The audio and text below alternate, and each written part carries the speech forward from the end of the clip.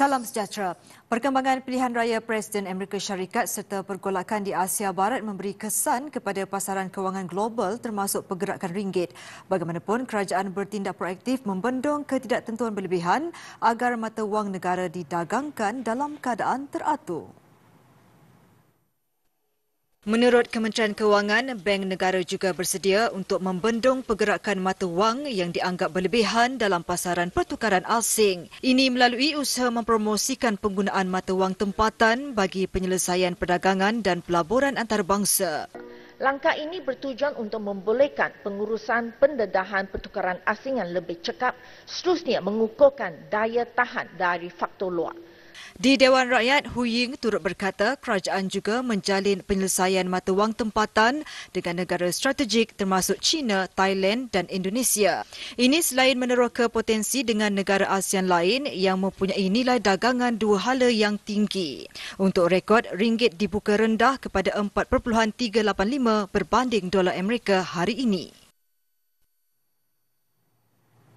Dalam pada itu, penganalisis yakin ekonomi Malaysia berdaya tahan berdepan sebarang cabaran luaran. Ini termasuk pelantikan Donald Trump sebagai Presiden Amerika Syarikat tahun depan.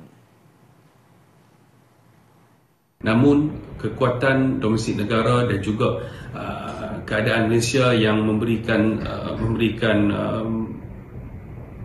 menjadi daya tarikan untuk pelabur-pelabur asing akan terus memacu ekonomi negara Malaysia. Walaupun dikala Trump akan kembali menjadi Presiden Amerika Syarikat mulai tahun hadapan.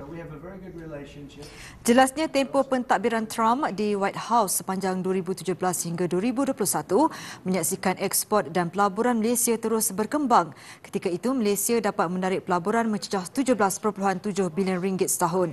Jumlah ekspor juga tumbuh 12.6% masa Trump Presiden. Bagaimanapun, terdapat risiko kenaikan kadar tarif dan pemotongan cukai di bawah pentadbiran Trump. Ini dijangka memberi kesan kepada permintaan dan melembabkan prestasi perdagangan global.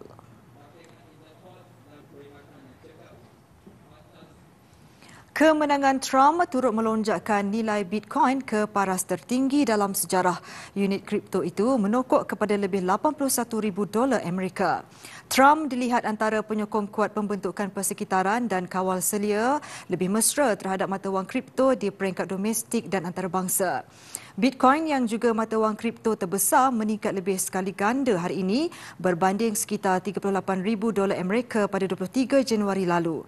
Sementara itu, mata wang kripto yang lebih kecil, Ether, meningkat melebihi $3,200 Amerika buat kali pertama dalam tempoh 3 bulan. Industri mata wang kripto dilaporkan membelanjakan lebih $119 juta untuk menyokong calon Kongres yang pro-kripto. Di Bursa Malaysia, pelabur asing mengurangkan penjualan ekuiti minggu lalu. Ia menyebabkan aliran keluar menjadi lebih kecil kepada RM352 juta. Menurut MIDF Amanah Investment Bank, pelabur asing terus menjual ekuiti Asia di 7 pasaran selama 6 minggu berturut-turut. Ia menyebabkan aliran keluar bersih mencecah $3.42 bilion Amerika. Jumlah itu lebih kecil daripada jualan bersih $4.1 bilion pada minggu sebelumnya. 3 sektor teratas yang mengalami aktiviti pembelian pelabur asing ialah peladangan, pembinaan serta produk perindustrian. Sementara itu, institusi tempatan membuat jualan bersih hanya pada Isnin bernilai RM79.9 juta.